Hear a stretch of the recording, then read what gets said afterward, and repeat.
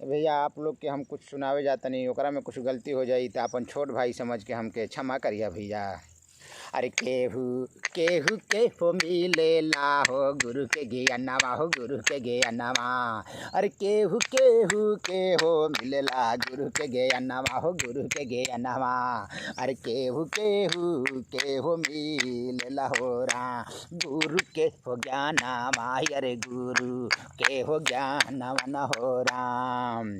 अरे रवि दास जी के मिला ले हो गुरु के हो ज्ञानवा गुरु के हो ज्ञानवा। रवि दास जी के मिला ले हो गुरु के हो ज्ञानवा गुरु के हो ज्ञानवा। अरे गुरु के हो ध्यानवा लगाई न हो रा गुरु के हो ध्यानवा लगाई। अरे गंगा के हो दिहाले हो गंगा के हो दिहाले। अरे उला बहाई न हो राम। अरे गंगा के हो दिहाले हो गंगा के हो दिहाले हो उल्टा हो बहाई न हो राम। अरे केहू केहू के हो मिलेला हो गुरु के हो ज्ञानवा। केहू केहू के हो मिलेला हो गुरु के हो ज्ञानवा। अरे रवि दास जी के मिला ले हो गुरु के हो ज्ञानवा गुरु के हो ज्ञानवा। रवि दास जी के मिला ले हो गुरु के हो ज्ञानवा गुरु के हो ज्ञानवा। अरे रवि दास जी हो गुरु के हो ज्ञानवा पाइले। अरे गुरु के हो ज्ञानवा पाइले।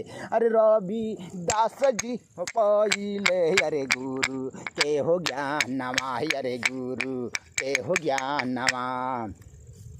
अरे रवि दास जी हो गुरु के हो ध्यानवा लगाई गुरु के हो ध्यानवा लगाई। अरे गंगा के हो दिहाले हो उल्टा बहाई। अरे उल्टा बहाई न हो राम। अरे एक हो समैया अरे एक हो समैया ये भैया एक हो समैया। अरे एक हो समैया लागा ले हो सूर्य गारा हानामा ये भैया। अरे सूर्य गारा हानामा न हो राम। अरे वो ही दिनवा हो मोक्ष प्राप्त करे खातिर सब हो जाले। अरे गंगा आसन नवा कर न हो राम। अरे सब कोई जाला हो गंगा आसन नवा कर न हो राम। अरे अपने हो मोक्ष प्राप्त करे खातिर। अरे अपने हो मोक्ष प्राप्त करे खातिर हो मोक्ष प्राप्त करे खातिर। अरे लोगावा हो जाले गंगा जी आशा नामा हो करे आशा नामा हो करे न हो राम। अरे गईले ये भैया रविदास जी पहिले। अरे गईले ये भैया रवि दास जी हो गईले। ये भैया रवि दास जी हो गईले। अरे गंगा हसन नामा हो गंगा हसन नामा। अरे करे खातिर अपनो हो दिहल कपड़वा उतारी। अरे अपनो कपड़वा दिहल उतारी न हो राम। अरे आई गईले अताने में कपड़वा उतारते हो आई गईले ये भैया। अरे उनकरो होटोलावा में हालावा से आई गईले न हो राम। अरे पंडित जी हो आइले हो सथावा में आइले बाबू साहेब हो राम। अरे पंडित जी हो आइले अरे साथावा में आइले हो बाबू साहेब हो राम। अरे बाबू साहेब कहेलन पंडित जी के संगवा हो मिल के। पंडित जी के संगवा हो मिल के। हे रवि दासवा हे रवि दासवा। अरे तू हवे अछूत न हो राम। अरे तू हवे अछूत न हो राम। तू हवे अछूत न हो राम। अरे हमनी के नहैला के बाद। अरे हमनी के नहैला के बाद। अरे तू करिए हो गंगा हसन नामा हो तू करिए गंगा हसन नामा न हो राम। ये भैया रविदास जी कहलन हे पंडित जी हे बाबू साहेब जी अच्छा आप लोग ही बताई कि आप कितना देरी तक ले स्नान करते, हम आप लोग के कितना देरी तक ते का। अरे हम मुँह जा नहा ले तक का दिक्कत बा, आप लोग तन की दुर्वा पर नहा ले तो कहलन कि नाही। बाबू साहेब लोग पंडित जी कहलन कि नाही, हे रविदास तोर बातवन की नहाइल पानी हमनी के शरीर में लागी, तू अछूत बाड़े, तू जाति के चमार हुए। तो रविदास जी कहलन कि ये भैया हम तो पहले अनी ही, आपे लोग तब तन की रुक जाई जा। तो कहलन कि अरे जाति के चमार तू ना बातवन की हमनी के बात सुनबे, हमनी के पंडित जी हई जा, यहाँ के बाबू साहेब हई, इनकर बात तू ना सुनबे। देख अच्छा चल एगो बात बाटे, एगो उपाय बा एकरे, एगो उपाय बातवन की ढूंढ आ गई। ए भैया कहलन कि जो तू पूर्व दिशा में जाके स्नान कर, हमनी के पश्चिम दिशा में गंगा स्नानमा करत बानी जा। रविदास जी कहलन कि जी पंडित जी ठीक बा, जी बाबू जी ठीक बाटे। अरे रविदास जी हो चला ले, ओ रविदास जी हो चला ले, अरे पूर्व दिशा में गंगा स्नानवा हो, गंगा स्नानवा अरे कर खातिन चला ले, अरे गंगा स्नानवा हो, गंगा स्नानवा अरे गंगा स्नानवा हो करे खातिन चला ले, हो गंगा स्नानवा करे खातिन चला ले। अरे पूर्व दिशा में हो, पूर्व दिशा में न हो राम। हे भैया अपन हो कपड़ावा खोली के, अपन कपड़ावा हो खोली के, अरे रख दी हले हो गंगा जी के तीरावा, अरे गंगा जी के तीरावा न हो राम। अरे रख दी हले हो गंगा जी के तीरावा, अरे गंगा जी के तीरावा न हो राम। अरे गंगा जी के तीरावा का पाड़ावा हो रखले अपने, चल दी हले हो गंगा स्नानमा हो करे, गंगा स्नानमा हो करे। ये भैया रविदास जी गंगा जी के तीर पर कपड़ा रख देलन अपन, और चल देलन गंगा स्नान करे खातिन। आ गंगा स्नान करतन त भैया डुबकी लगैलन, आ डुबकी लगैलन तो भैया अपने गुरु के याद कैलन, गुरु के अपने याद कैलन। रविदास जी कहलन अरे रविदास भक्त अइले ये मैया तोहारी दुआरिया, अरे तोहारी सरानिया, अरे तोहारी हो जा दुआरिया। रविदास जी हो आइले ये गंगा मैया, अरे हम हो आइली, अरे तोहारी सरानिया, अरे तोहारी सरनिया ये गंगा मैया, हम हो आइली, अरे तोहारी सरनिया ये मैया, तोहारी सरनिया न हो राम। हे मैया हमरो के देदा आपन हो दारा सनमा, ये मैया देदा हमरो के आपन दर्शनमा, ये मैया अरे हम हो तोहरो दर्शन कर खातिन अइनी, ये मैया दर्शन कर खातिन अइनी। पूछ रहू वास्ते भिखिया मांगे हमहू आइल, नी तोहरी दुआरिया, ये मैया तोहरी दुआरिया। गंगा जी प्रगट हो गई है भैया, गंगा जी प्रगट हो गई, कहली कि हे रविदास भक्त का चाहत बाड़ा हमरे से। तो कहलन कि हे मैया पहले तो हम आपके गोड़ छो के गोड़ लागतानी है माता जी, हे गंगा मैया अरे सभा दिनावा बहेलु ये गंगा मैया, पूर्व के बोरिया, अरे पूर्व के बोरिया न हो राम। हे मैया आज दिनावा ये मैया पश्चिम के बोरिया बह, अरे पश्चिम के बोरिया बह, अरे हमरो इहे मांग बाटे ये गंगा मैया पश्चिम के बोरिया बह न हो राम।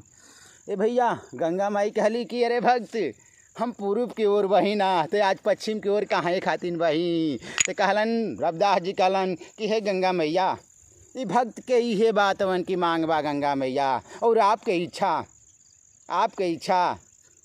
तो गंगा मैया कहली कि हे भक्त रविदास जी तोहार कहल हम अवश्य करब। अरे यदि नवा हो हमहु नाही पूर्व के ओरिया बहोरा, यदि नवा हो नाही हमहु हो पूर्व के ओरिया बहोरा।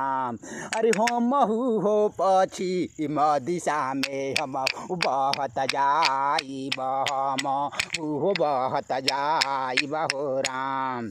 गंगा मैया कहली रविदास जी से कि हे रविदास जी, आज के दिन हम पश्चिम दिशा में बहत जाइब, पूर्व दिशा में बहत ना जाइब। हम बातवन की आपके वचन देत बानी तथा अस्तु। रविदास जी के दिल में बहुत खुशी भइल। अये भैया डुबकी लगावे लगलन। रविदास जी डुबकी लगावे लगन। अये भैया पनिया उल्टा बह के जाए लागल। और जब पनिया बह के जाए लागल तो उनिया पंडित जी और बाबू साहेब स्नान करत रहलन ने भैया।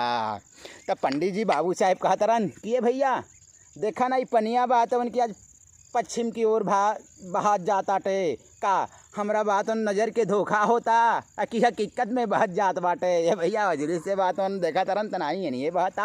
ये भैया वो मैं फूल डाल के देखा तरन त नहीं है, ये बहत बाटे, पश्चिमे के ओर बहत जात बाटे। ये भैया वो हैरान हो गईलन। हैरान हो के बातवन की अपन पंडित जी से बाबू साहेब कहत बाड़न। का कहलन सुना ये भैया।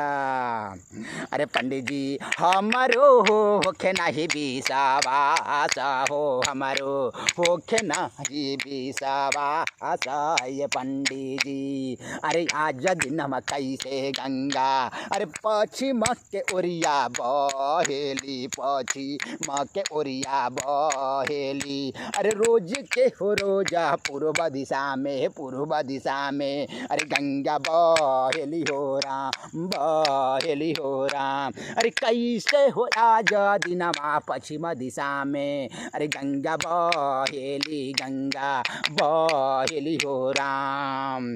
हे पंडित जी तनी एकर पता करी सही में बातवन की पश्चिम की ओर गंगा जी बहत जात बाड़ी कि हमनी के आँख के बातवन की कोनो नज़र बंद हो गई बाटे। तब पंडित जी कहलन की रुका।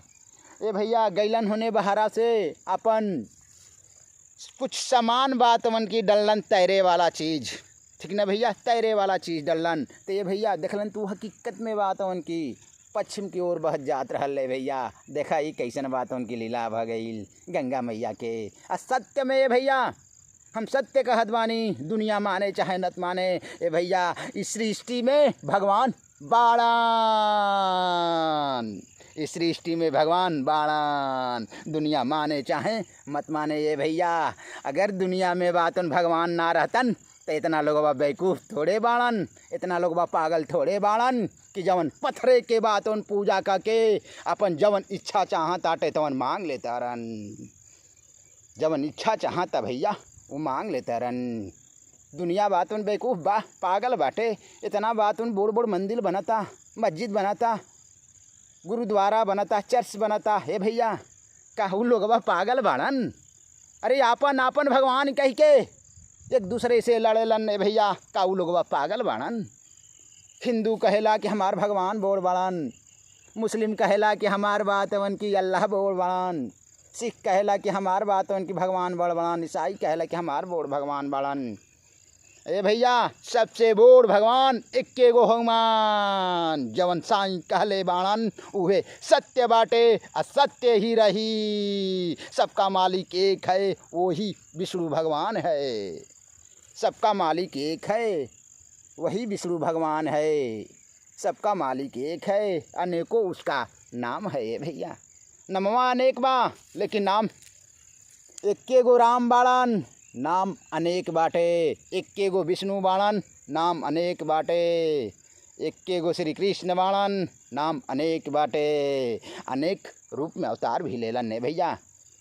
लोगवा भरोसा नहीं के करत कि नहीं दुनिया में भगवान भी बाणन। अरे मूर्ख कहीं का, यही कल युग में बातवन की विष्णु का अवतार धारण होई। हम सत्य कहत बानी, इ पागल इ जोगी फकीर सत्य कहत बाटे। अरे जम्बू कसा मीरावा में होई है, अरे विष्णु के अवतार न हो राम। जम्बू कसा मीरावा में होई है, अरे जम्बू कसा मीरावा में होई है, अरे विष्णु के अवतार न हो राम। जम्बू कसा मीरावा में होई है, अरे इही काला जुगावा, अरे इही काला जुगावा में होई है, अरे विष्णु हो अवतार न हो राम। ए भैया अभी तनकी समय बाकी बा, समय बाकी बा भैया, न तो भगवान विष्णु बातवन की अवतार ले चुकल रहतन। ए भैया अभी भगवान विष्णु जोगी फकीर के रूप में बाड़न। दुनिया कोई नहीं खेचीनत, कोई नहीं खे पहचाना। तिहो सुनला।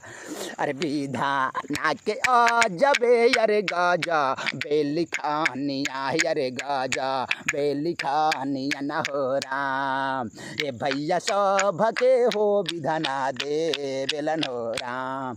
अरे छप्पर फारी के दे बेलन हो राम। अरे केहू नाही ले बेला, केहू नाही ले बेला हो राम। ए भैया भगवान विष्णु सबके छप्पर फाड़ के देलन, कोई लेबे ना करेला, तो मैं भगवान विष्णु दोष बाड़न।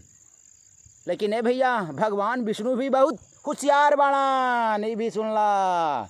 अरे भगवान नामा विष्णु हो बहुत होशियार हो बाणन, होशियार हो बाणन। ए भैया एक बारिया हो भैले मीटिंगिया, ब्रह्मा विष्णु महेश के हो राम। ए भैया एक बार बात उनकी ब्रह्मा विष्णु महेश के मीटिंग भइल। कहलन कि इस दुनिया में मृत्यु लोक पर इंसान के भेजल जाई। कुछ माटी के मूर्ति गढ़लन। ब्रह्मा जी सबसे लगलन पूछे कि ये भैया हम मृत्यु लोक में भेजब, आ तोहके हम गरीब बनाइब, आ दुख देब, तकलीफ देब। ये भैया जब तहरे मृत्यु होई तो सीधे भगवान विष्णु के शरण पैबा। ये भैया सीधे भगवान विष्णु के शरण पैबा। ये भैया सीधे भगवान विष्णु के शरण पैबा। कहलन कि का मृत्यु लोक में गरीब बन के पैदा होखबा। तब माटी के मूर्तियाँ कहता कि हे ब्रह्मा जी पगलाइल बाड़ा, का पगलाइल बाड़ा, सनकल बाड़ा कि हम बात उन गरीब होके पैदा होखब, बात उनकी हो मृत्यु लोक में। ना जाने कितना दिन हम बात उनकी जब मृत्यु लोक में रहब जियब। गरीब रहब तो हमके का मिली, हमके सुख और शांति, हमके अमीर बनावा, आ सुंदर सूरत बनावा। हे ब्रह्मा जी रचे वाला ब्रह्मा जी। ए भैया ब्रह्मा जी कहलन बतावा ना, ये तो हम जननी कि बहुत आसान बा, हमार बतिया सुन ली हन। अभी ना बात वन की ये भैया मर्जी के कुछ देबहूँ के नहीं खे।